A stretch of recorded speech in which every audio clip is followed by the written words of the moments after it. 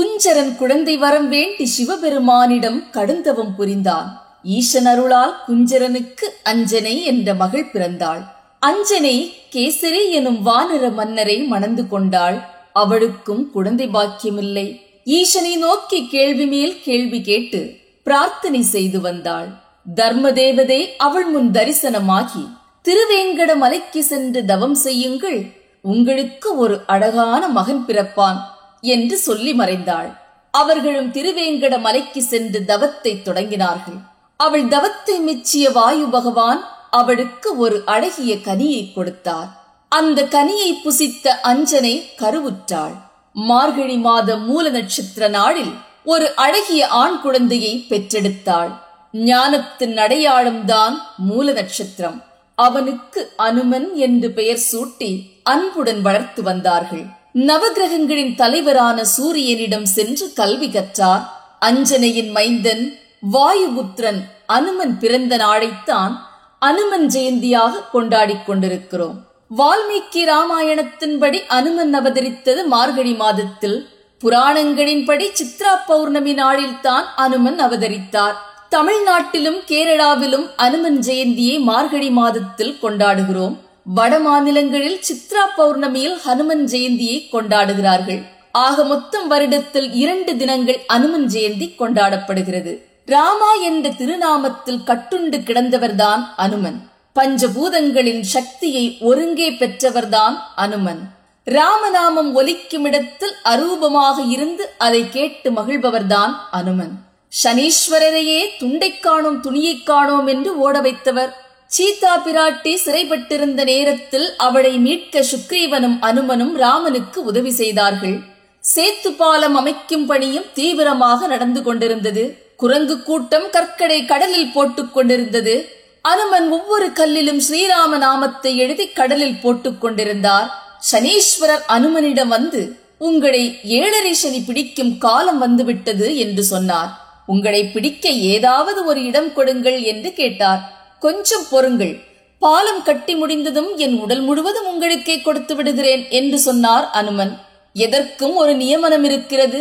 அதுவரைக்கும் காலத்தை தள்ளி போட முடியாது. ஏதாவது ஒரு பாகத்தை கொடுங்கள் என்று மீண்டும் கேட்டார். இந்த உடலுக்கு பிரதானம் சிரசு, அதில் ஏறி அமர்ந்து விடுங்கள் என்று சொன்னார் அனுமன். ஏறி அமர்ந்து கொண்டார் சனீஸ்வரன். அப்போதிலிருந்து பெரிய பெரிய மலைகளை புரட்டி தலையில் வைத்து எடுத்துச் சென்றார் அனுமன். தனக்கே 7.5 சனி பிடித்து விட்டது போல் உணர்ந்தார் சனீஸ்வரன். ஒரு கட்டத்தில் மலைகளின் பாரம் தாங்க முடியாமல் அனுமனின் தலையிலிருந்து கீழே இறங்கிவிட்டார். உங்களை பிடிக்க முடியாமல் தோற்றுவிட்டேன் என ஒப்புக்கொண்டார் சனீஸ்வரன். 7.5 நாழிகைகள் என் தலையில் அமர்ந்து உங்கள் பணியை சரியாக செய்து விட்டீர்கள் என்றார் அனுமன். உன் தலையில் இருந்து சேத்து பாலம் அமைக்கும் பணியில் எனக்கும் ஒரு பங்கு கிடைத்தது என்று சொன்னார் சனீஸ்வரன்.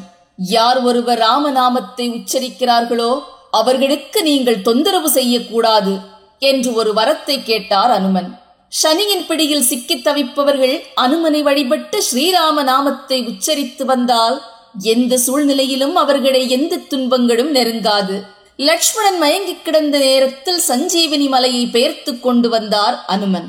ராமநாமம் சொல்பவர்களுக்கு எந்த ஆபத்தும் நெருங்காமல் காக்கக்கூடியவர் அனுமன்.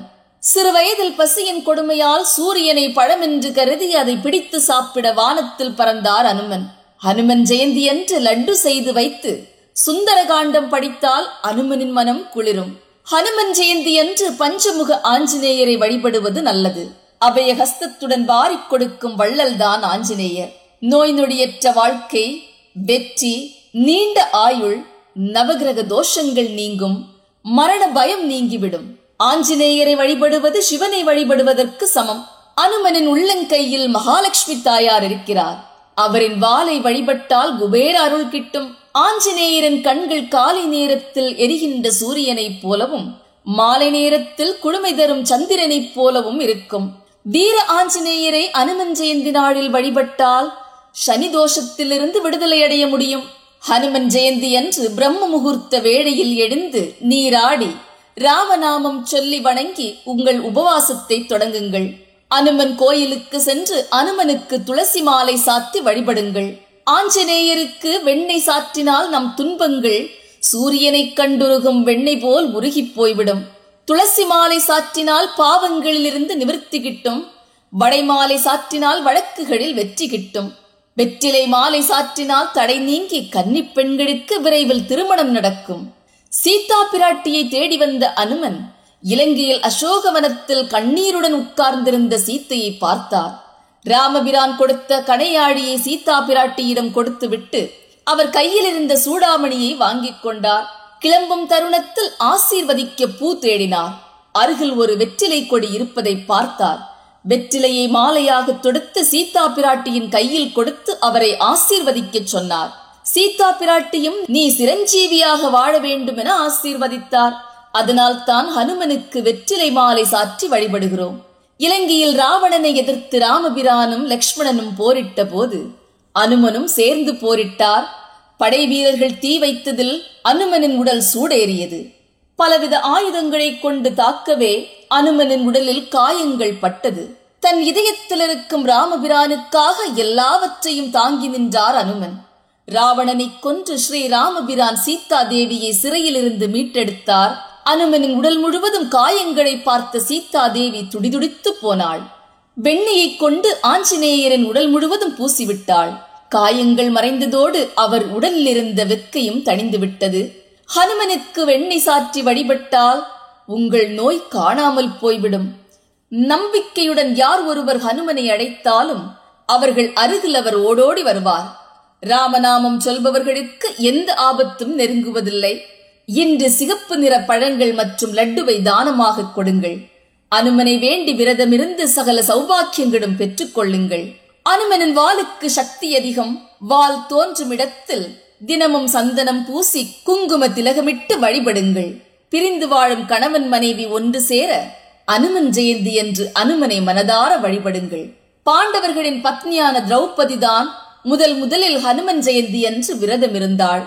அனுமன் ஜெயந்தி என்று விரதமிருந்து ராமநாமம் அனுமனின் மந்திரங்களை சொல்லி அனுமனின் அருளாசி பெறுங்கள். டிசம்பர் 30 திங்கட்கிழமை காலை 4:44 மணிக்கு துவங்கி டிசம்பர் 31 காலை 5:03 வரை அமாவாசை திதி இருக்கிறது. அனுமன் உணவு பிரியர். நன்றாக சாப்பிடுவார். பொரி, அவல், கடலை, சர்க்கரை, வெண்ணெய், தேன், பானகம், இளநீர், பழங்கள், வாழைப்பழத்தை அவருக்கு நெய்வேத்தியமாக படையுங்கள். வீட்டில் பூஜை செய்யும் போது அனுமனுக்கு இனிப்புகள், பழங்கள், மெதுவடையை படையுங்கள். தமிழ்நாட்டிலும் கேரளாவிலும் அனுமன் ஜெயந்தியை மார்கழி மாதத்தில் கொண்டாடுகிறோம். அனுமன் கோயிலுக்கு சென்று அனுமனுக்கு துளசி மாலை சாத்தி வழிபடுங்கள். ஆஞ்சநேயருக்கு வெண்ணெய் சாற்றினால் நம் துன்பங்கள் சூரியனை கண்டுருகும் வெண்ணெய் போல் உருகி போய்விடும். துளசி மாலை சாற்றினால் பாவங்களிலிருந்து நிவர்த்தி கிட்டும். வடைமாலை சாற்றினால் வழக்குகளில் வெற்றி கிட்டும். வெற்றிலை மாலை சாற்றினால் தடை நீங்கி கன்னிப் பெண்களுக்கு விரைவில் திருமணம் நடக்கும். அனுமன் ஜெயந்தி என்று அனுமனை வணங்கி அவரின் அருளாசி பெறுங்கள். நன்றி.